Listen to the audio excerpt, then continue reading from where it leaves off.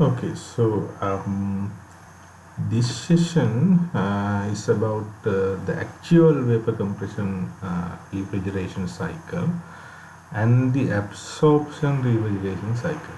So I hope you guys have followed the previous lecture.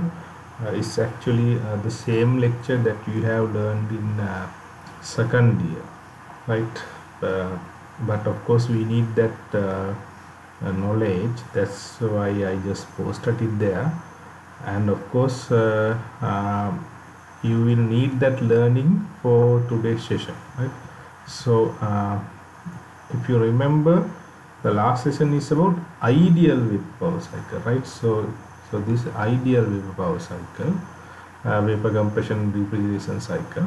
So at there I hope you remember, there are in basically four components. You have the condenser, you have the expansion valve, evaporator, and the compressor, right? So and the cycles looks like this. So 1 to 2 is the basically compression action, it's isentropic compression process, and the start point is exactly, now this is the start point. So start point is exactly on the saturated line, if you remember, right? Then it's compress it until it heat up to superheated level, and then then you have condenser heat rejection, right? So this is the heat rejection process is inside the condenser, and this one is constant pressure. If you remember the TS diagram, so these are our pressure lines, right? So this is the high pressure line here, and this is our low pressure line, right? So this is a constant pressure heat rejection process. Then you have throttling process in the expansion valve, and then we have a heat absorption, constant pressure heat absorption in the evaporator, right? So this is again a constant pressure process, right? So those are the four processes. So this again is ideal, right? It's ideal vapor compression cycle. But why it is called ideal? Because we have assumed many assumptions, all the ideal cases. For example, there is no heat losses, so there is no friction involved, right? There is no pressure drop inside the pipelines. Likewise, there are a lot of assumptions that we have assumed when we derive this cycle, right? But in actually, right, you have all the reversibilities. So that means, so in all of these processes, in the ideal case, all the processes are reversible. We assume all the processes are reversible, but in real world we don't find any reversible process, all are irreversible, right?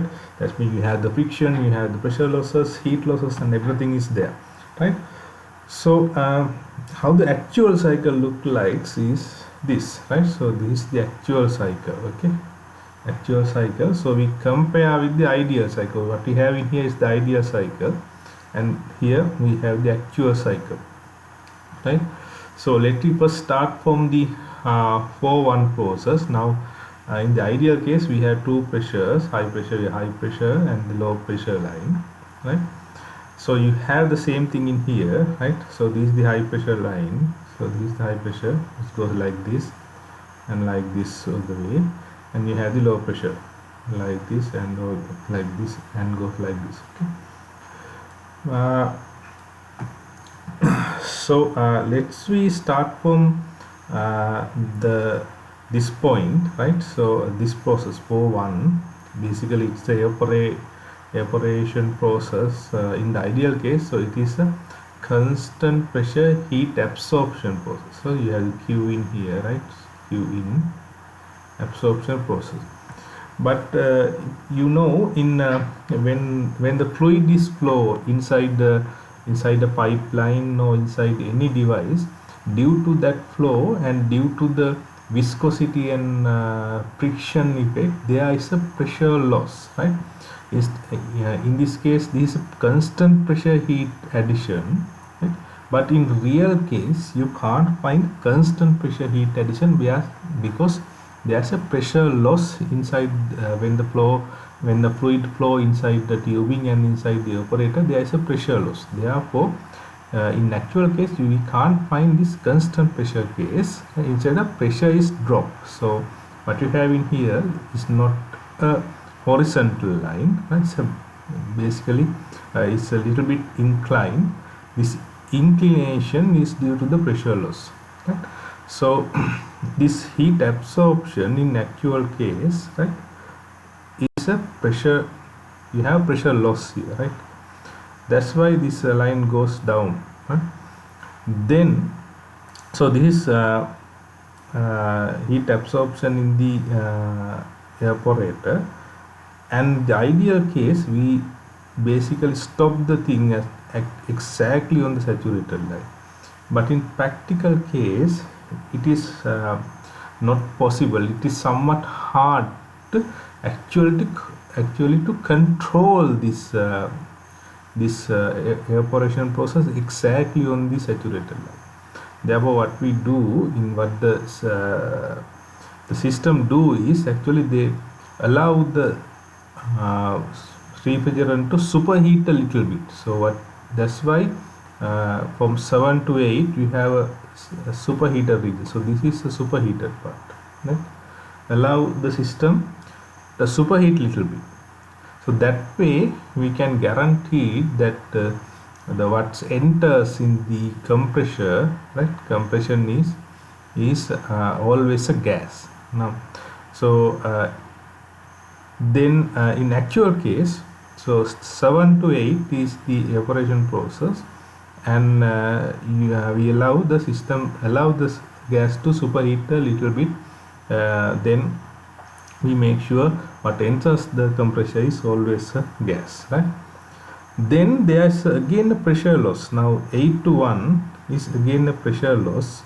That pressure loss is due to the flow, fluid flow inside the tubings, right? Now why that pressure loss is significant? Because if you consider air conditioning unit or any refrigeration unit, for example, let's say now this is air conditioning unit, right? So we call this one as a split type air conditioning unit. Why it is we call split? Because the system is split into two units, right?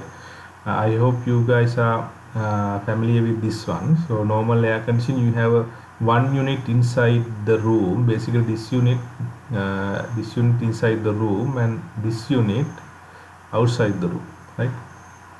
If you compare the four component, what inside is the evaporator. So what you have in here in this unit is evaporator, okay,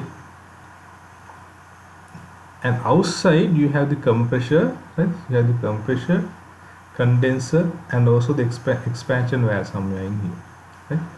That means in the inside you only have the evaporator. That means this one, this is inside, okay. The outside unit you have the compressor, condenser, and the expansion valve. Then you have tubings connect the inside unit and the outside unit, and you know these tubings or the pipelines are somewhat low, right? Therefore there is a pressure loss due to that long tubings. There is a pressure loss, and that pressure loss is significant because you have a very long pipelines. Therefore that pressure loss is significant. That's why there's a pressure drop in here, 8 and 1, there's a pressure drop.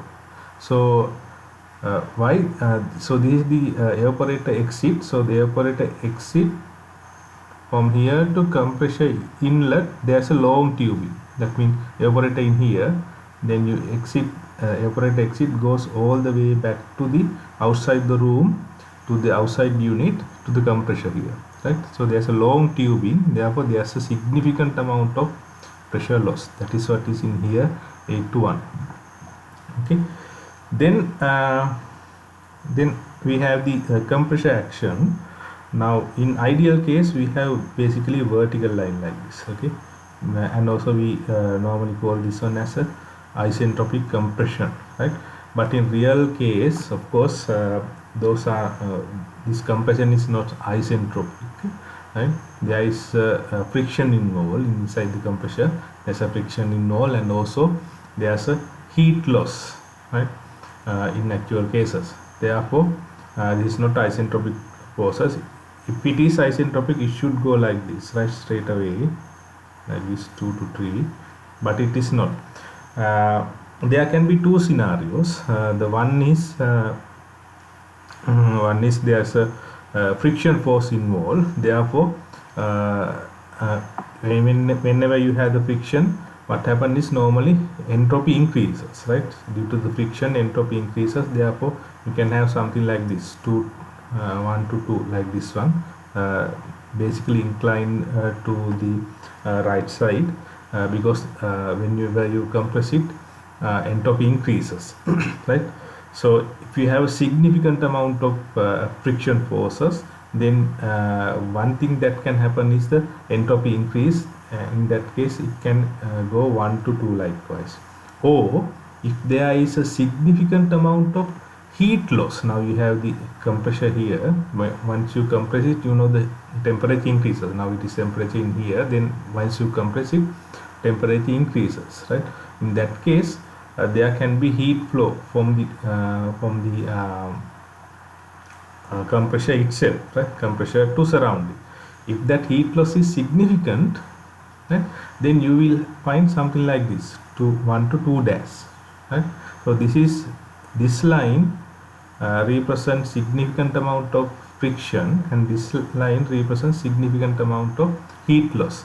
So which one will act on a particular design? It depend on the design and depend on the working condition and depend on the environment. It can be some compressors can be maybe compressing like this, some compressors may be compressing like this, and someone like this, someone like this, right? You don't know. So it depends on the situation, right? So the basic thing is it's compressed, and it's not isentropic compression in real cases, right? Then the next thing is the condenser heat rejection, constant pressure heat rejection in the condenser, like this one in the ideal case. But again, we can't find constant pressure because inside the condenser there is a pressure loss, right? Therefore, again this line little bit inclined and goes instead of going horizontally, there will be some angle to the horizontal, right? And also in if you remember, in the ideal case, we assumed we discussed that this point is exactly this cooling point, exit from the condenser is exactly on the saturated line, right? Again, same thing here. It's somewhat hard to control exactly that point on the saturation line. Therefore, what the system do is allow the refrigerant to cool more and until it come to subcooled regions, right? So the condenser start from here all the way there to here, and also the subcooled region until here. So this is the subcooled region, right? Then it goes to expansion valve, right? So the expansion valve here again is a throttling process, you can remember. So then it goes to expansion valve. Then expansion valve to the evaporator. Again, expansion valve is inside the outside unit. So this outside unit. Then you have long way tubing to the inside unit. Therefore, there's again a significant amount of pressure loss due to the flow inside the tubings, right? Therefore, you have again pressure loss here. This pressure loss and so the 6 to 7 pressure loss and the 8 to 1 pressure loss is basically due to these long tubings, right? Then it enters to the evaporator. So that's how the cycles in actual cycles look like, okay? So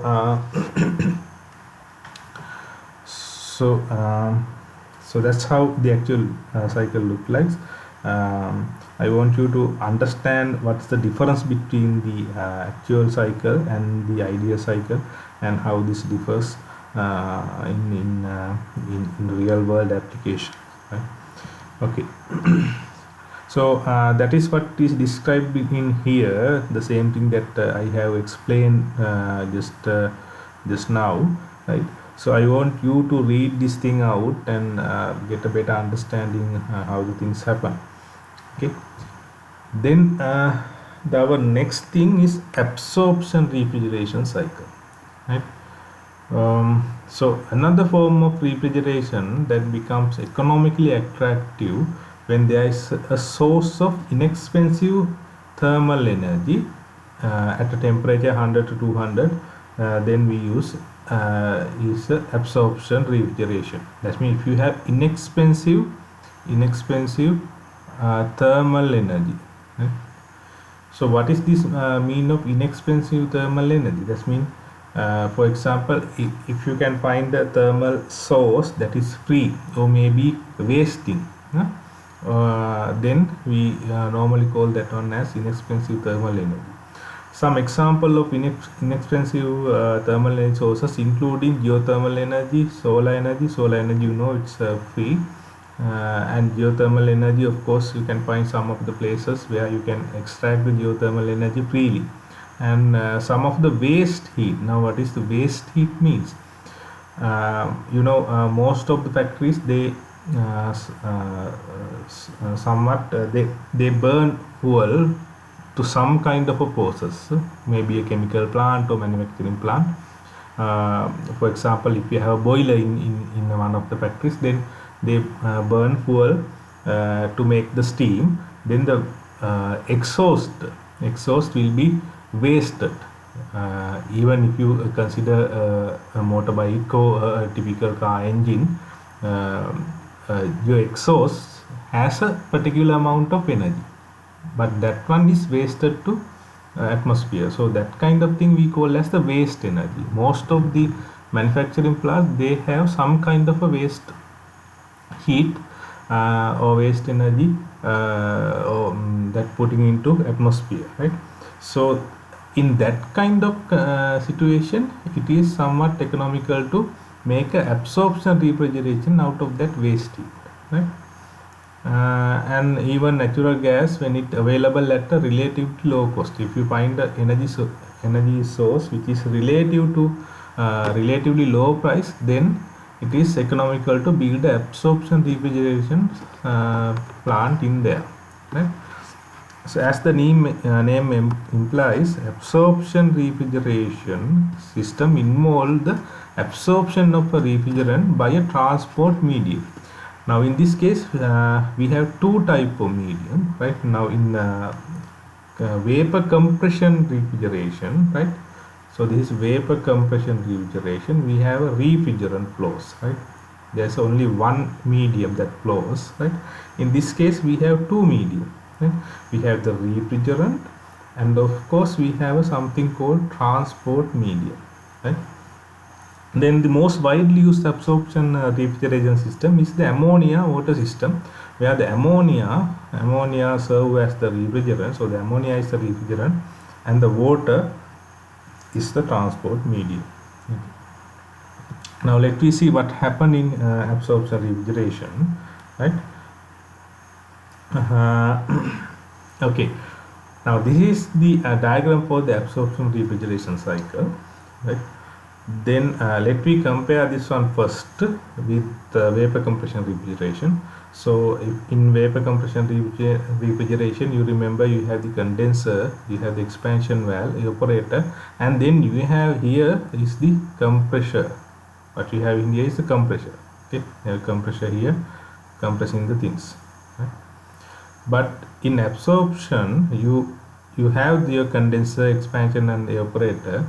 Instead of the compressor, you have a much complex system. Okay, right?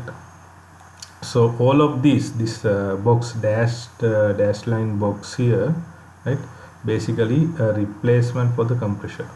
Okay. Now let me try to figure it out what's happening here. So you have the refrigeration flow. That means in this system, ammonia is the refrigerant. So you have the pure ammonia. That means the refrigerant flows as the normal through the condenser, expansion valve, evaporator, likewise. Okay. So basically ammonia or the refrigerant flows like this in way. And we have a water, which is the transport medium. Transport medium flows like this all the way to here and all the way to there, right?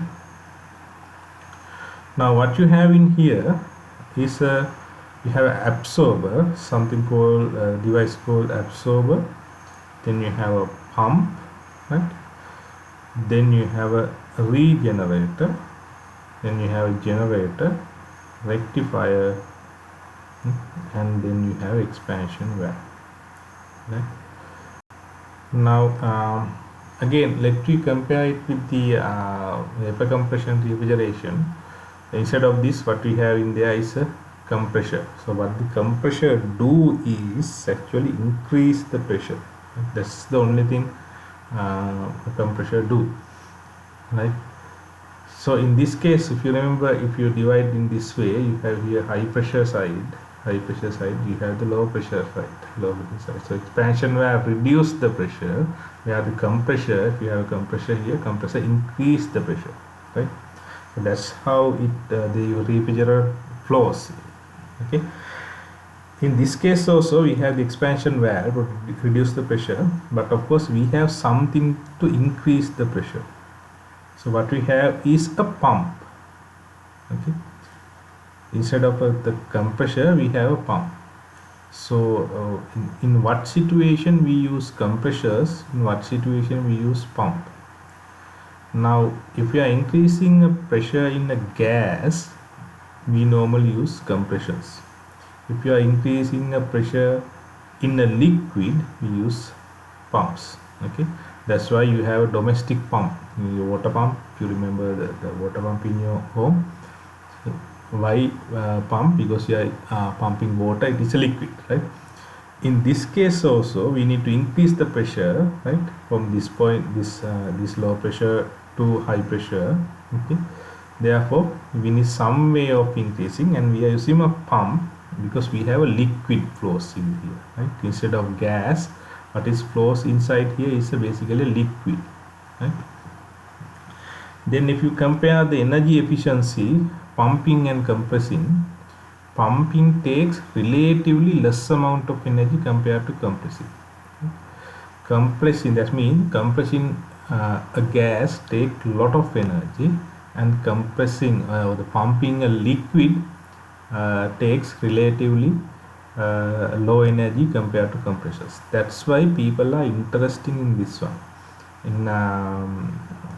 In the vapor compression refrigeration, right, you have the compressor, and that is energy intensive process, because you have to compress a gas, and that takes lot of energy.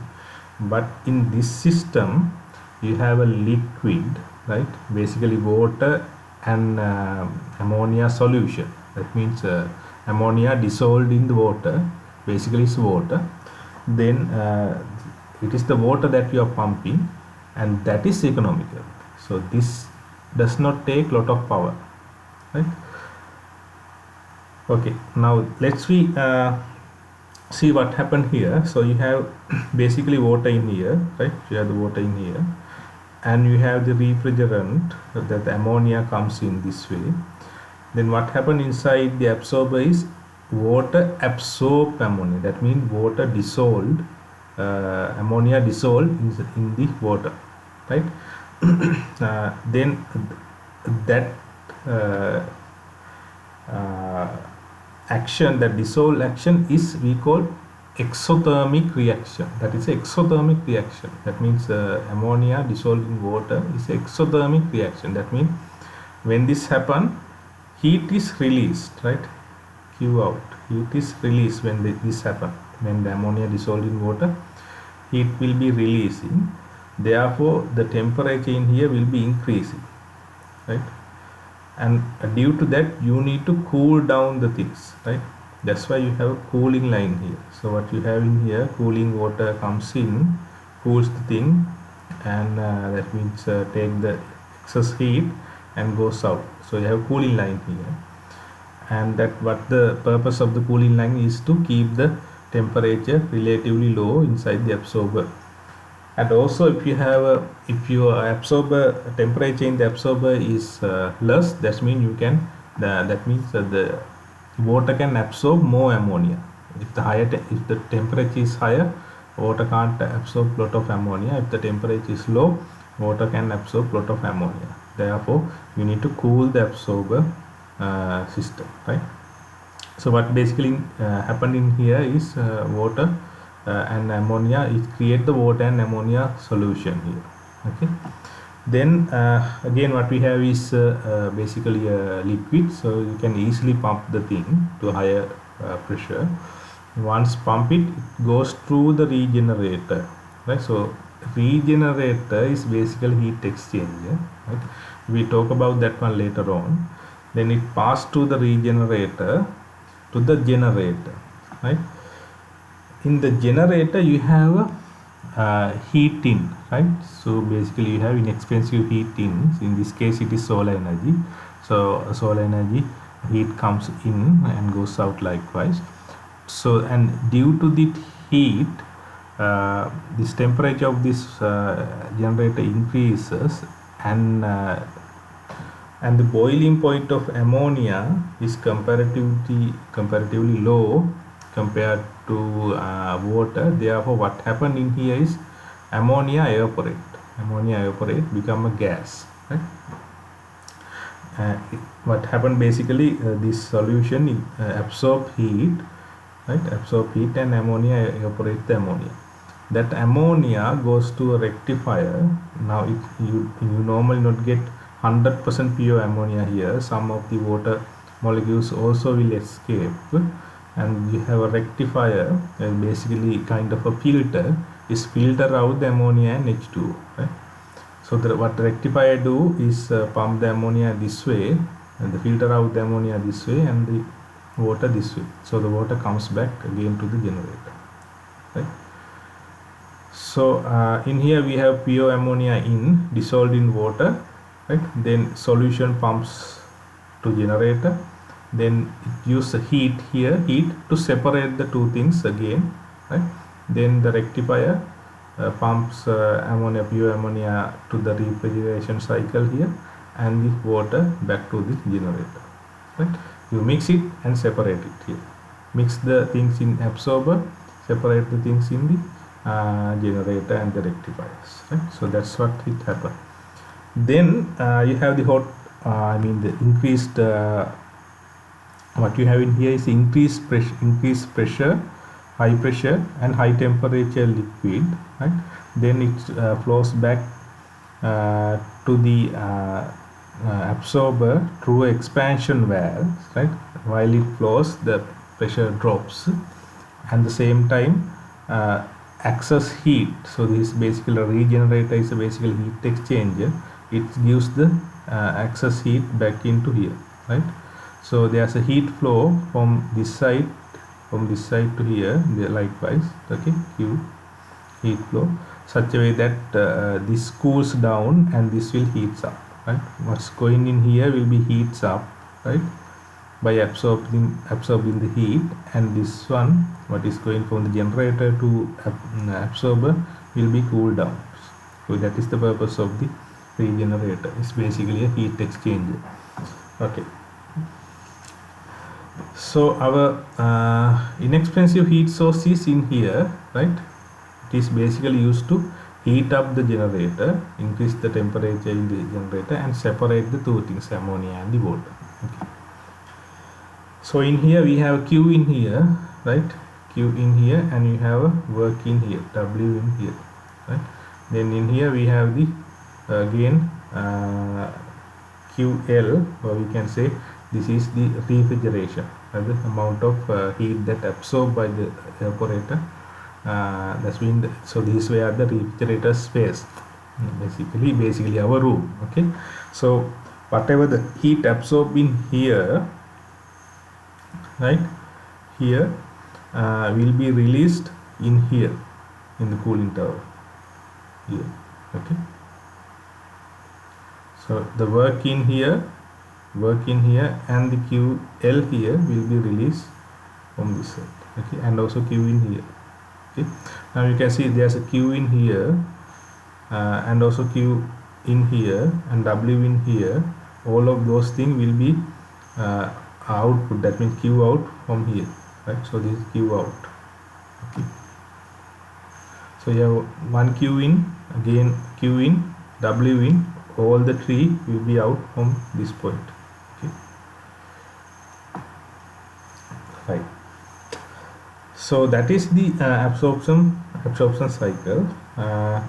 So then again, what we have in here is the same thing, all the things that we have discussed so far. Later on you can read the things out and get a better understanding. Then we can derive the COP value for absorption, right? Coefficient of performance absorption. We can say desired output, the required input. So the desired output is QL. Why it is QL? Because here it is the QL. This is what we need, right? We need to remove heat from our room. That is QL. Okay. Then required input. There are two input, right? So you are inputting heat in here, Qgen, right? Inputting it here, and also you have W in here, right? Okay, in here, right? So therefore QL divided by Qgen plus W pump. Now in this case, if you compare these quantities, Q generation, right, Qgen and W pump, right? Now this pump is comparatively low, very low compared to this one. Okay. It is said that this amount is only 1%. W pump is only 1% compared to Qgen, right? That means if this is 100, this is only 1.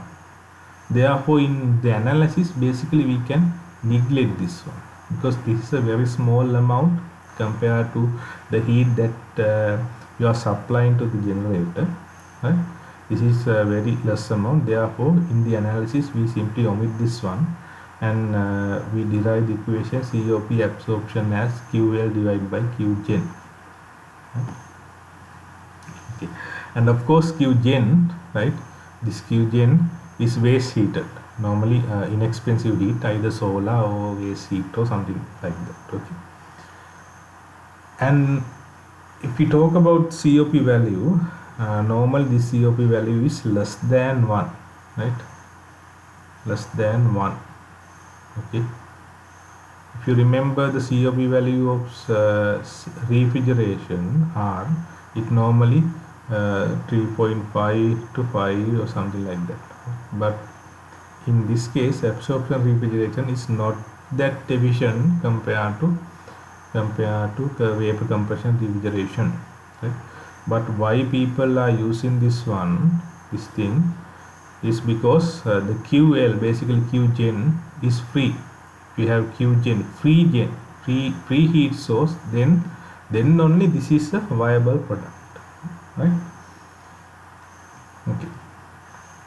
So and also we discussed that this is very low, right, comparatively, and this is comparatively high. Therefore we call this system as heat driven system. Now the vapor compression refrigeration is a work driven system, because you have comparatively higher W in, right?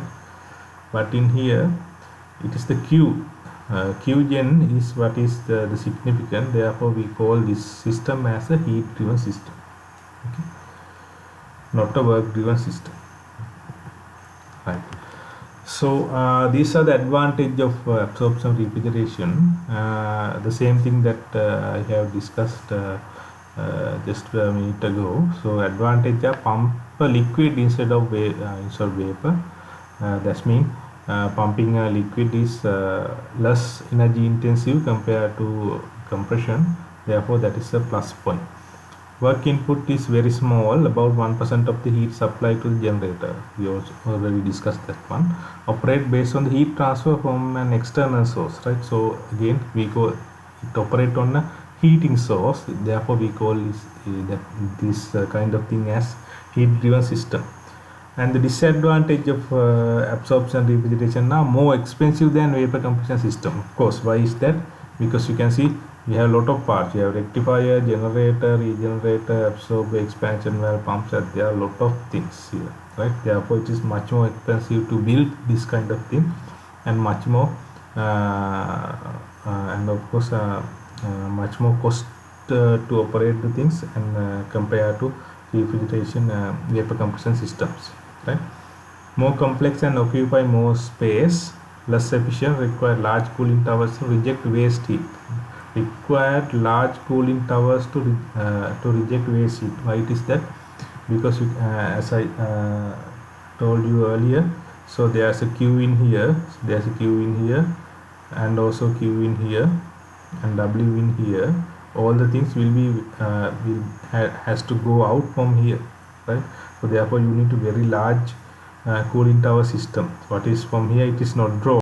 Of course you have very large cooling system in here to remove all this heat. Therefore it is not a good choice. Again, it's a disadvantage. More difficult to service due to being less common. Of course, you can't find this kind of system more oftenly. What you can find is vapor compression refrigeration, and of course, because of this complex, you can't find a small scale unit. Now, for example, air condition unit, normal air condition, vapor compression air condition, you can find very small unit, maybe inside your car, maybe inside the household, and likewise. But in this case, you can't find small scale unit. And application consideration are suitable when the unit cost of thermal energy is low and expected to be remain low relative to electricity. If the heat source, whatever the inexpensive source, is relatively low compared to the electricity, then this is a viable application in there. And also used in large commercial and industrial installation. As I say, you can't find a small unit of this one. It is normally built on industrial application and a large commercial application, maybe a large buildings, maybe office buildings or shopping malls, likewise, and of course some of the industrial application, because in industry there are waste heat applications are there. Therefore, to recover that waste heat, normally people build absorption system in industrial installation, right? So those are the applications, right? So with that, this session is over, and of course the entire session is over, right? So this is your last session. This is your last session, and this is and of course we are not going to work on example for these two cycles, right? They are there just to get the idea and to know about the things, right? So again, about so what we have to do, what is left to do to us is, of course, continuous assignment, right? Unfortunately, I am unable to give you any continuous assignment, right, because of this online situation. I will figure it out what to do and let you know how we can do at least one continuous assignment. And about the exams, I don't know when you will be called for exams. If it is so, it will be basically a physical exam. So I'll talk with Miss Aisha and discuss what we can do in the exam. Most of the time it will be open book exam, right? So the last time also we had the open book exam, and this time also we will have a open book exam most of the time. Not sure, not 100% sure, right? Maybe a open book exam, right?